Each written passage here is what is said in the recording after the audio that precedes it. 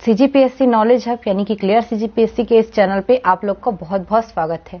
दोस्तों, हमारे जो बस्तर अंचल है वहां पर बस्तर का जो दशहरा है जो विश्व प्रसिद्ध है वो शुरू हो चुका है। तो हमने यह वीडियो उस पर लेके आया है। बहुत ही बारीकी से एक एक रस्म को हम इस वीडियो में जो है डिस्कस करेंगे, तो आप वीडियो को अंत तक जरूर देखिएगा। और अगर आप हमारे चैनल पे नए हैं, अभी तक आपने अभी सब्सक्राइब नहीं किया है, तो आप हमारे चैनल को सब्सक्राइब करके रखिएगा। तो चलिए हम शुरू करते हैं हमारे बस्तर दशहरे में। तो बस्तर दशहरा जो कि हमारे छत्तीसगढ़ का एक महत्वपूर्ण त्योहार है, ऐतिहासिक त्योहार है, क्योंकि संबंध इतिहास से भी है। पूरे देश विदेश में हमारे इस एक पर्व को जाना जाता है इसकी वैभवता के कारण, इसकी समृद्धता के कारण। तो हम देखें तो ये जो पर्व है वो स्पेशली बस्तर अंचल का पर्व है और ये बस्तर क्षेत्र में मनाया जाता है, जिसको आप हम सर्कल करके दिखा रहे हैं। तो बस्तर अंचल में मनाया जाने वाला जो पर्व है विश्व प्रसिद्ध क्यों है? क्योंकि ये जो नॉर्मली जो दशहरा मनाया जाता है, मतलब असत्य पर जो सत्य के विजय के प्रतीक के रूप में जो दशहरा मनाया जाता है, जो राम रावण युद्ध से संबंधित है या जो रामायण से संबंधित है, उससे ये जो दशहरा पर्व है वो बहुत अलग है। तो हम बात करें तो ये दशहरा पर्व इतिहास से संबंध रखता है। इतिहास के एक राजा मिलेंगे आपको जो काकतीय वंश से संबंध रखते हैं। काकतीय वंश के चौथे राजा रहते हैं पुरुषोत्तम देव। पुरुषोत्तम देव एक समय ऐसा रहता है जब ये पुरी जगन्नाथ की यात्रा पर जाते हैं, अपने साथ भतरा, माहरा, उसके अलावा धाकड़, गोंड, भतरा आदि को लेकर जो है ये जाते हैं। उसके बाद वहां जाने के बाद, चूंकि ये यात्रा पूरी पैदल रहती है, जाने के बाद वहां पहुंचते हैं तो पुरी के जो राजा रहते हैं जो है जाते हैं, मित्रता करते हैं इनके साथ। और जगन्नाथपुरी की यात्रा पे जाने के पश्चात ये भी जो भगवान जगन्नाथ के चरणों पे सोना, चांदी, स्वर्ण मुद्राएं अनेकों लाखों को जो है यहाँ पे दान में जो है देते हैं। तो इसके पश्चात वहां के पुजारी को जगन्नाथ भगवान जो है स्वप्न में आते हैं और कहते हैं कि जो राजा यहाँ पर आए हुए हैं यात्रा करके, उनको आप लहुरी रथपति की उपाधि से सुशोभित करो और उनको 16 पहियों वाला रथ प्रदान करो। तो पुरुषोत्तम देव को जो है यह रथ प्रदान किया जाता है और उसके बाद वो वापस आते हैं। जैसे ही वो वापस आते हैं, हमारे बस्तर अंचल में शुरू हो जाता है गोंचा पर्व। तो गोंचा पर्व के बारे में यदि जानना हो तो आप हमारा एक सेपरेट वीडियो है उस पर देख सकते हैं। गोंचा पर्व गुड़िंचा पर्व से संबंधित है। तो जैसे ही वो आते हैं, गोंचा पर्व शुरू होता है, यानी कि रथ यात्रा शुरू होती है। साथ ही जैसे ही गोंचा पर्व का समापन होता है तो हरेली अमावस्या से दशहरा की शुरुआत भी इनके समय हो जाती है। तो हम बात करें बस्तर के दशहरे की तो टोटल 75 दिनों तक यह दशहरा चलता है। हरेली अमावस्या से लेकर अश्विन जो शुक्ल त्रयोदशी तक है, ये पूरे रस्म निभाए जाते हैं। अगर बात करें तो पहली जो रस्म है वो शुरुआत कब होती है? पाट यात्रा से होती है, जब लकड़ी जो है रथ बनाने के लिए काट कर लेके जाई जाती है। लेकिन जो मुख्य रस्म है वो 13 दिन तक, जो नवरात्रि के समय से जो शुरू होता है, अश्विन अमावस्या से लेकर अश्विन त्रयोदशी तक, उस बीच में जो है ज्यादातर चलता है। टोटल अगर बात करेंगे तो इन 75 दिनों में 17 रस्म जो है अदायगी की जाती है, जिसके बारे में हमारा वीडियो जो है बना हुआ है। प्रथम रस्म कांचीन गादी रहती है और अंतिम रस्म मुरिया दरबार रहता है। अंतिम कार्यक्रम की बात करें तो ओहाड़ी या कुटुंब यात्रा जो है अंतिम कार्यक्रम रहता है। वाद्य यंत्र की बात करें तो इसमें तुपकी का प्रयोग किया जाता है। ये तुपकी जगन्नाथ भगवान को सलामी देने के लिए भी प्रयोग में लाई जाती है। तो गुंचा का भी ये तुपकी जो है बहुत ही महत्वपूर्ण एक वाद्य यंत्र होता है। ये एकमात्र ऐसा दशहरा है जो एक ही दिन का ना होकर 75 दिनों तक चलते रहता है। कभी कभी जब अधिमास होता है, चाहे भाद्रपद का हो, भाद्रपद के बाद जो है अश्विन का हो, या जो क्वार जो रहता है मंथ उसका हो, तो इस महीने में जब अधिमास होता है तो ये जो दशहरा है वो ज्यादा लंबे समय तक भी चलता है। जैसे 2020 का दशहरा वो 105 दिनों तक का था। 2021 का दशहरा जो है आपका 75 दिनों तक चलने वाला है। बात करें अगर रस्मों की तो पहली रस्म याद रखिएगा पाट यात्रा। विशेष किस्म की लकड़ी जो है आदिवासी काट कर लेके आते हैं, जिनको ठुरलू खोटला या टीका पाटा स्थानीय भाषा में नाम दिया गया है। यहाँ पर जो स्थानीय दंतेश्वरी मंदिर है जगदलपुर में, वहां पर बिरौली ग्राम से लकड़ी को काट कर आदिवासी लेकर जाते हैं और साथ ही वहां पर लाई, फूल, केला, चावल, सिंदूर, उसके साथ साथ स्पेशली मुंगरी मछली, अंडा और बकरे की बलि के साथ पूजा अर्चना कर इस पाट यात्रा की रस्म को निभाते हैं। साथ ही जो रथ बनाने की लकड़ी मोटी लाई रहती है उसके बीच में खील ठोकने के साथ ये पाट यात्रा की रस्म पूरी की जाती है। अगर आप रथ की बात करेंगे तो रथ से संबंधित कुछ विशेष बातें जान लीजिए, जैसे लकड़ी लाने का दायित्व ये रहता है अगरवरा, कचोरा पाटी और राकेरा परगना के जो गांव हैं उस एरिया के लोग इस लकड़ी को लाने का दायित्व रखते हैं। रथ बनाने के लिए भी स्पेशली बढ़ई है जो झार उमर गांव के रहेंगे।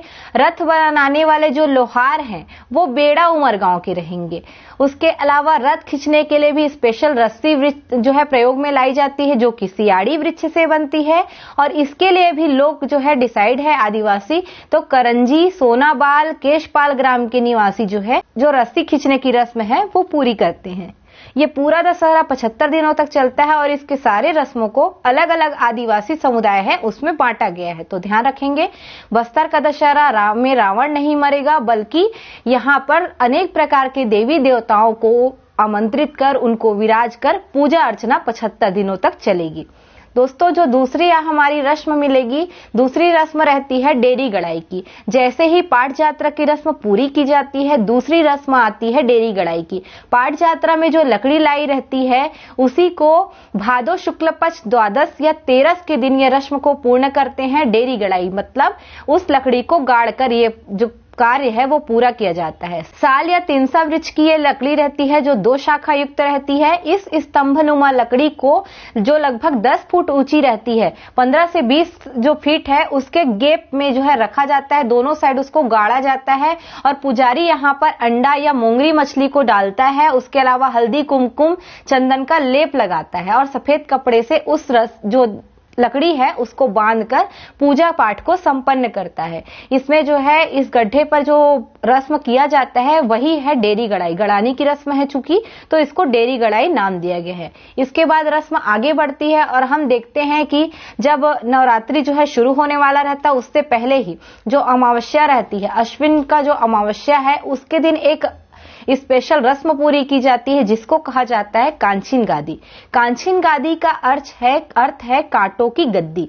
यहाँ पर जो बस्तर अंचल में कांचीन देवी रहती है, रण की देवी मानी जाती है, यानी कि आप युद्ध में जा रहे हैं तो युद्धों की देवी कांचीन देवी रहती है। चूंकि ये महार जनजाति, तिकड़ा जनजाति, मिर्गान, चंडार इन जनजातियों की कुल देवी भी रहती है। कांचीन देवी को कांटे के जो गद्दी है, बिछौने हैं, उस पर रखा जाता है। 9 दिनों तक काले रंग पहने ये कुंवारी लड़की है वो उस पर आसीन रहती है। मान्यता है कि कांचीन देवी जो पशुधन या अन्न धन की रक्षा की देवी रहती है। इसके लिए एक मिर्गान जनजाति या महार जनजाति की कन्या का चयन किया जाता है। वह कन्या जो है भैरम भक्त जो सिरहा देवी का जैसे ही आह्वान करते हैं उस कन्या पर जो कांचीन देवी है वो जो है उसका प्रभाव गहराने लगता है और उस पर देवी आ जाती है। कांचीन गादी जो पर्व है या रस्म है उसको पूरा करने के बाद एक स्पेशल रस्म की जाती है जो है रैला पूजा। रैला पूजा रैला देवी से संबंधित है जो कि एक चालकी राजकुमारी रहती है, यानी कि काकती राजा की एक बहन रहती है जिनके श्राद्ध कर्म के रूप में रैला पूजा किया जाता है। इसके लिए पहले कोई स्थान फिक्स नहीं था पर इसको जो है जगदलपुर में एक जगह है वहां पर फिक्स कर दिया गया है। वहां पर मिर्गान जाति की जो महिलाएं हैं रैला गीत गाते हुए जो है रैला पूजा को आयोजित करती हैं। ये जो रैला गीत है वो बहुत ही करुणामयी जो है चित्रण इसमें रैला देवी का आपको देखने को मिलेगा। राजकुमारी रैला का जो श्राद्ध कर्म के लिए कोई मंदिर नहीं है तो राज परिवार और पुजारी जो है दशहरा पर्व की निर्विघ्न कामना हेतु रैला पूजा का भी आयोजन कर देते हैं। बात करेंगे इसके बाद होने वाली रस्म की तो पहले दिन होती है जोगी बिठाई की रस्म। जोगी बिठाई यानी कि एक योगी देवी की पूजा अर्चना करने के लिए बिठाई जाएगी। तो जोगी बिठाई ये अश्विन भाद्र पक्ष प्रथमा को संपन्न की जाती है। मांगलिक कार्यों के लिए हम कभी भी हो कलश स्थापना करते हैं। कभी भी देखा होगा आपने, चाहे आप घर में किसी भी देवी देवता की पूजा करें तो आप कलश स्थापित जरूर करते हैं। इसीलिए जो नवरात्रि का समय है वहां पर कलश, ज्योति कलश का जो आयोजन है वो भी किया जाता है। तो जोगी बिठाई भी एक कलश स्थापना से ही प्रेरित है। तो जो जोगी रहते हैं वो हलवा जनजाति का युवक रहता है। ये रियासत काल से चला आ रहा है कि हलवा जनजाति का ही युवक जोगी के रूप में बैठेगा। 9 दिनों तक उसको बैठाया जाता है, साथ ही उनको संकल्प और साधना यहाँ पे करनी होती है। 9 दिनों तक वो फलाहार कर सकते हैं, दूध पी सकते हैं, उस पर बैठे रहते हैं। आमाबाल और पराली गांव का ये युवक रहता है जिसको मांगुर मछली भी अर्पण किया जाता है। एक गड्ढे की आकृति के समान रहता है, इस पर ये युवक बैठता है। पूरे 9 दिनों तक उसी आसन पर ये बैठे रहता है। इस रस्म के बाद जब दूसरा दिन होता है, दूसरे दिन से रथ परिक्रमा शुरू होती है और रथ परिक्रमा होती है फूल रथ की। ध्यान रखिएगा, जो मुख्य रथ थी जब पुरुषोत्तम देव लेके आए थे तब वो 16 पहियों वाला होता था। जब वो आते हैं तो 12 पहियों वाला रथ दंतेश्वरी माई को अर्पित करते हैं, जिसमें राजा भी दंतेश्वरी माई के छत्र के साथ विराजमान होते हैं, रथारूढ़ होते हैं। और जो बटा हुआ था 4 चक्कों वाला रथ गोंचा पर्व के लिए दान में दे दिया गया था। उसके बाद में जब वीर सिंह रहते हैं काकती राजा, उनके द्वारा वापस जो 12 पहियों वाला रथ है उसको 2 भागों में बांटा जाता है। एक को बोलता है विजय रथ और दूसरे को बोलते हैं फूल रथ। तो फूल रथ 4 पहियों वाला रहता है जिसको फूल रथ परिक्रमा के लिए, यानी कि अश्विन जो शुक्ल द्वितीया से लेकर सप्तमी तक जो परिक्रमा होती है उसके लिए प्रयोग में लाया जाता है। और जो 8 पहियों वाला रथ है बाद में भीतर रहने के लिए प्रयोग किया जाता है, तो उस विजय रथ को रैनी रथ भी कह दिया जाता है। 4 पहियों वाले जो फूल रथ है उसको फूल रथ कहने का कारण एक ये भी है कि उसमें पूरा फूलों से सजावट रहती है। यहाँ तक कि अगर उस पर राजा भी विराजमान हो तो राजा की पगड़ी में भी फूल लगी रहती है। पनारा समाज की जो महिलाएं हैं रथों पर जो विराजमान हुई देवी देवता है उसका नजर उतारते हुए यहाँ पर आपको दिखाई देंगी। साथ ही जो केवटा समाज की महिलाएं हैं वहां पर चना, लाई, बीड़ा पान, गुड़िया खाजा ये सभी जो है अर्पित करते हुए भी विधान को पूर्ण रूप से करती हैं। जैसे ही फूल रथ की परिक्रमा सप्तमी तक पूर्ण होती है उसके बाद आयोजित की जाती है महाअष्टमी पर्व।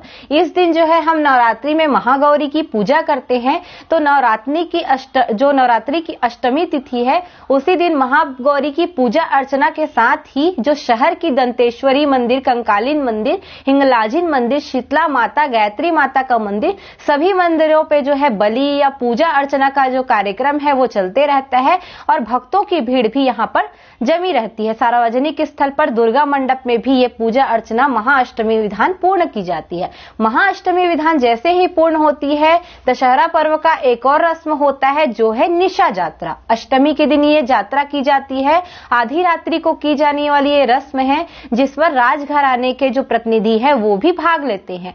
तो अश्विन शुक्ल जो अष्टमी है उस दिन उस तिथि में ये जो रस्म है वो पूरी की जाती है। रस्म है बलि से आधारित।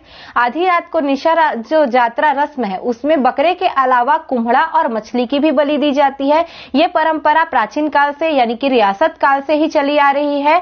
पूजा पाठ अनुष्ठान के साथ साथ माई को डोली में बैठाकर बाजे गाजे के साथ जो है पुजारी, राजगुरु और जो भक्त हैं वो निशा यात्रा के लिए मंदिर पहुंचते हैं। और इस रहस्यमय निशा यात्रा में परिवर्तन के साथ साथ अब 12 बकरों की भी बलि दी जाने लगी है। और इसी मंदिर पर जहां पर ये जाते हैं बलि देने दंतेश्वरी माई मंदिर पर, उनमें खमेश्वरी देवी का भी वास जो है माना जाता है। निशा यात्रा में भी अन्य रस्म भी होती है। जैसे ये मंदिर है 1 वर्ष में एक बार ही खुलता है और मंदिर के मध्य भाग में तिरछा एक खंडित मूर्ति भी रखा हुआ है। यहाँ पर जो है कहा जाता है स्थानीय दंतेश्वरी देवी के साथ मणिकेश्वरी देवी भी निवास करती है। मणिकेश्वरी देवी जो कि काकती राजाओं की कुल देवी भी हुआ करती थी। पहले ये दंतेश्वरी माता को जो है इनका स्वरूप भी मानते थे मणिकेश्वरी देवी का। तो उनके साथ साथ कहते हैं कि दंतेश्वरी और मणिकेश्वरी दोनों साथ मंदिर पर निवास करती है। मंदिर पर देवी देवताओं को जो भी अर्पित होने वाला प्रसाद है 12 कांवड़ या 24 मटकियों से जो बने भोग है वो बाघनपाल के राजपुरोहित परिवार तैयार करते हैं और लेकर आते हैं जगदलपुर में।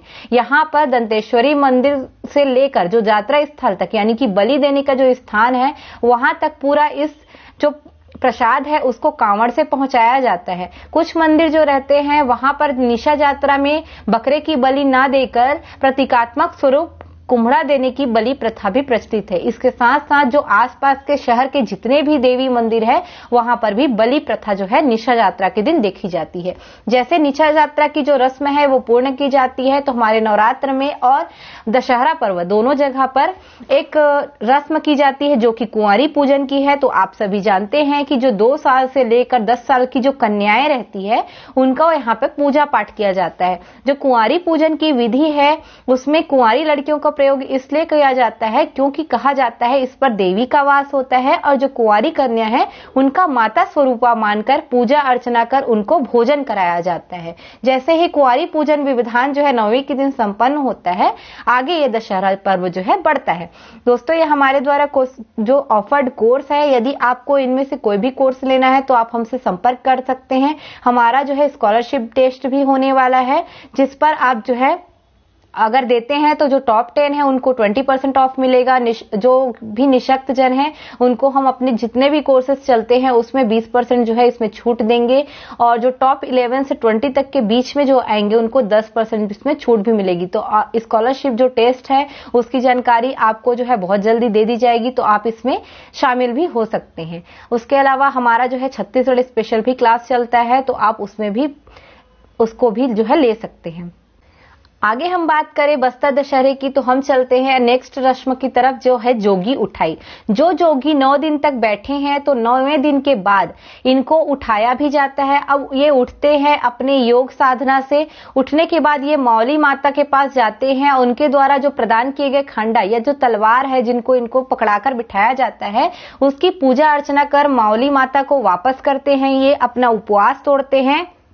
उसके अलावा जितने भी स्थानीय देवी है जैसे शीतला माता, कंकालिनी देवी, राम मंदिर के जो पूजा पाठ ये सब करते हैं और अपना कृतज्ञ अर्पित करते हैं। साथ ही प्रार्थना करते हैं कि देवी देवताओं की जो कृपा है वो बस्तर का जो दशहरा पर्व है उस पर बनी रहे, और पूरे जो मांझी, चालकी या राजघराना के जो प्रतिनिधि हैं जो भी दशहरा पर्व के आयोजन में महत्वपूर्ण भूमिका निभाते हैं, इन जोगी उठाई की रस्म को निभाते हैं। तो जोगी जो है अब उठ चुके होते हैं और वो जो है मौली माता के पास जाकर अपना कृतज्ञ भी अर्पण कर चुके होते हैं। जैसे ही जोगी उठाई रस्म होती है उसके बाद जो है मुख्य पर्व जो है शुरू होता है, यानी कि परिक्रमा। तो परिक्रमा होगा मावली परघाव के साथ। मावली परघाव जिसमें मावली माता या दंतेश्वरी जो माता है उनको आमंत्रण किया जाता है कि आप दशहरा पर्व पे आइए और यहाँ पर आकर शामिल होइए। तो वो दशहरा पर्व में जो है शामिल होने के लिए आती हैं, तो उनको उनका स्वागत करने की जो प्रक्रिया है वही कहलाती है हमारा मावली परघाव। राज परिवार के लोग, कुंवर परिवार, राजगुरु प्रतिनिधि या जो चालकी जो वंश के जितने भी अधिकारी कर्मचारी लोग रहते हैं और जो स्थानीय लोग हैं वो गाजे बाजे के साथ मावली माता को परघा कर लेके आते हैं। मावली देवी जो कि बस्तर की प्रमुख देवी भी मानी जाती है। बस्तर की देवी माने तो लोगों का ध्यान दंतेश्वरी माता पे आता है, पर ध्यान रखिएगा मावली माता ऐसी माता है जो बस्तर में सर्वाधिक पूजनीय है। आपको अलग अलग क्षेत्रों में मावली माता के मंदिर भी मिलेंगे। कोंडागांव, नारायणपुर, बस्तर, इन सभी क्षेत्रों में आप मावली माता के अलग अलग प्रकार के मंदिर भी पा सकते हैं और यहाँ पर सर्वाधिक ये पूजनीय होती हैं। जैसे ही मावली परघाव की रस्म होती है, आता है विजयादशमी का पर्व।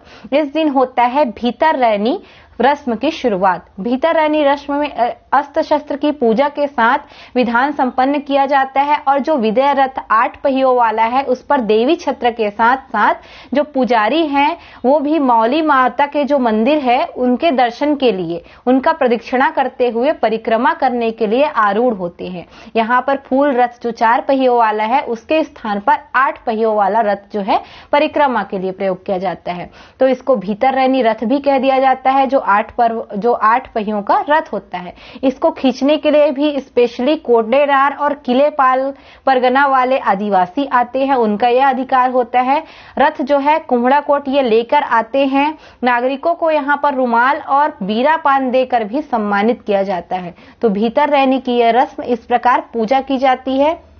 भीतर रहने के बाद जो दूसरी होती है बाहर रहनी, ये अश्विन शुक्ल एकादशी को की जाती है। जैसे ही रथ परिक्रमा पूर्ण होती है, देर रात इस रथ को चोरी करके 3 किलोमीटर दूर कुम्हड़ा कोट लेकर आकर छुपा दिया जाता है। यहाँ पर जो है देवी की पूजा की जाती है, साथ साथ आसपास के देवी देवताओं की भी पूजा की जाती है। कहा जाता है कि इसमें जो आसपास के राज्य हैं उनके अलग अलग देवी देवता भी दशहरा पर्व में शामिल होने के लिए आते हैं, तो सभी का पूजा पाठ किया जाता है। दूसरे दिन जो राज परिवार के लोग हैं अपनी कुल देवी को नया अन्न अर्पित करने जाते हैं, जिसे नवा खवाई भी कहा जाता है। भतरा जनजाति के लोग इस समय धनु कांडेया भी मनाते हैं। झूलेदार जो रथ है कुम्हड़ा कोट से सिंह द्वार तक अब निकलता है। यहाँ से ये पूजा अर्चना करने के बाद मनाकर जो है वापस कुम्हड़ा कोट से सिंह द्वार की ओर रथ को ले जाया जाता है। तो ये राजघराने का दायित्व होता है। राजघराने के दायित्व से संबंधित इसकी एक कहानी है कि कहते हैं एक बार जो राजा से प्रजा जो है नाराज रहती है तो उनके रथ को रोक लेती है और वो चुरा कर ले जाती है। तब राजा अपनी प्रजा को मनाने के लिए जाते हैं और उसके बाद उनको मनाकर रथ के साथ जो है वापस आते हैं। तो इस प्रक्रिया को निभाने के लिए कुम्हड़ा कोट से सिंह द्वार तक ये जो बाहर रहने की जो रस्म है वो अदायगी की जाती है। जैसे ही बाहर रहने की प्रक्रिया पूर्ण होती है उसके बाद यहाँ पर एक और रस्म की जाती है जो कि कांचीन यात्रा। कांचीन देवी जो 9 दिनों तक कांटे के शैया पर विराजमान रहती है उसको अब विदाई दिया जाता है। पूरे विधि विधान से कांचीन देवी की पूजा अर्चना कर उनको विदाई दी जाती है। साथ ही उनका आभार भी प्रकट किया जाता है। और जो भंगाराम चौक से लेकर पथरागुड़ा जाने वाला जो मार्ग है जिसको बावस मुंडा तालाब कहा जाता है, वहीं समीप पर ये स्थल को बना दिया गया है। पहले ये जो यात्रा है उसके लिए कोई जगह फिक्स नहीं था, पर वहां पर अब ये रस्म जो है पूरी की जाती है। यात्रा स्थल पर लोग बाजे गाजे के साथ जाते हैं। यहाँ पर कांचीन देवी रहती है। सिरहा सार जहाँ पे कहा जाता है कांचीन देवी भी विराजती है, पूरी रस्म भी वहां पर होती है। तो वहीं पर सभी जो है जो देवी देवताओं के प्रतीकों को लेकर पहुंचते हैं और इसी के साथ जो है कांचीन देवी को विदाई दे दी जाती है। कांची देवी के साथ जो उनके पुजारी रहते हैं उनको भी भेंट जो है दिया जाता है। जैसे ही कांचीन यात्रा संपन्न होती है, दरबार में एक मुड़िया दरबार नाम सुने होंगे, उनका आयोजन जो है किया जाता है। पहले यहाँ पे प्रशासन के लोग भी शामिल होते थे, पर अब केवल जो है राजघराना के लोग भी वापस शामिल होने लग गए हैं। बीच में जो है प्रशासन को भी इसमें शामिल किया जाता था। तो मुड़िया दरबार भी हर साल जो है आयोजित किया जाता है। ये जैसे पंचायत आयोजित होता है वैसे ही है, पर ये दरबार संबंधित है एक राजा जो है भैरमदेव, उनके समय से ये शुरू हुई थी। ये है अश्विन शुक्ल द्वादशी के दिन पूर्ण की जाने वाली रस्म जो कि सिरहासार में ही आयोजित होती है। मुड़िया दरबार को देखेंगे तो 8 मार्च 1876 है, वहां पर पहली बार मुड़िया दरबार का आयोजन किया जाता है। इसमें जो राजा हैं वो आसपास के लोगों को बुलाते हैं, उनके प्रॉब्लम समझते हैं और उनके निराकरण हेतु चर्चा करते हैं। राजा के साथ रियासत काल में जो है यहाँ पर उनके प्रतिनिधि भी आते थे, उनके अंतर्गत जो काम करने वाले दीवान है या अलग अलग कर्मचारी हैं, जमींदार हैं, सभी आते थे। तो रियासत काल से जो चली आ रही परंपरा है मुड़िया दरबार की आज भी आपको देखने को मिलती है। इसी से याद रखिएगा मुड़िया, मुड़िया जो है मूल शब्द से बना है। जो उस समय के मूल आदिवासी थे उनको आदिवासी न कर कर मूलिया कहा जाता था और धीरे धीरे वही मुड़िया में परिवर्तित हो गया। तो आसपास के जो भी जनजाति के लोग आते थे उनको मुड़िया कहा जाने लगा। तो बाद में आज भी हम जिन जनजातियों को जानते हैं मुड़िया के नाम से, ये वही मुड़िया जनजाति हैं। मुड़िया दरबार के साथ ही रस्म जो है लगभग पूर्ण हो चुकी रहती है। तो अंतिम रूप से पूरे दशहरा पर्व का समाप्ति होता है त्रयोदशी के दिन। तो शुक्ल त्रयोदशी जो है अश्विन शुक्ल त्रयोदशी, उस दिन कुटुंब यात्रा या ओहाड़ी एक पर्व है, उसका आयोजन किया जाता है। इस अंतिम कड़ी में दंतेश्वरी माई के साथ साथ छत्र पर विराजमान जो मौली माता है, उसके अलावा आसपास के जितने भी देवी देवता आए रहते हैं उनका जो है यहाँ पर कृतज्ञ अर्पित किया जाता है और उनको विदाई दी जाती है। उनके साथ जो उनके पुरोहित है उनको भी भेंट जो है स्वरूप कपड़े दान दिए जाते हैं और जानी अनजानी में हुई गलतियों के लिए माफी मांगी जाती है। इस रस्म को पूरी करने के साथ साथ ही बस्तर का जो दशहरा है वो लगभग समाप्त हो जाता है। इसके साथ साथ दशहरा पर्व के सफल आयोजन के लिए ग्राम के देवी देवताओं का भी आभार व्यक्त किया जाता है और सार्वजनिक रूप से इस विदाई की रस्म को पूरी की जाती है। दोस्तों, जो बस्तर का दशहरा है 75 दिनों तक चलता है। हर इसका एक रस्म जो है स्पेसिफिक है, सभी चीजें जो है बटी हुई है, किसको क्या करना है, कौन से आदिवासी रस्सी खींचेंगे, कौन रथ बनाएंगे, पूरी तरीके से बटी हुई है। ये जो दशहरा है धार्मिक एकता का प्रतीक है। यहाँ पर पूरे जो आदिवासी हैं आपस में मिलजुल कर इस पर्व को मनाते हैं। यह जो हमारा पर्व है बस्तर की पहचान बन चुका है और देश विदेश में बस्तर का दशहरा अपनी अनोखी जो संस्कृति है, कला है, उसको छत्तीसगढ़ के एक धरोहर के रूप में व्यक्त करता है। तो बस्तर के दशहरे पर एक छोटा सा ये विवरण था जो हम आपके सामने लेकर आए थे। पसंद आएगा तो लाइक जरूर करिएगा, कमेंट जरूर करिएगा। हमने कोशिश किया है जितने भी हमको आर्टिकल मिले वहां से हर एक छोटी छोटी रस्म को इस वीडियो में डाला हुआ है। तो जो एस्पायरेंट्स है, तैयारी कर रहे हैं, उनके लिए भी महत्वपूर्ण है। आम लोग को भी बस्तर के दशहरे को जानने की जरूरत है क्योंकि ये हमारी एक कला संस्कृति का हिस्सा है। तो अभी के लिए विदा दीजिए। धन्यवाद। जय जोहार, जय छत्तीसगढ़।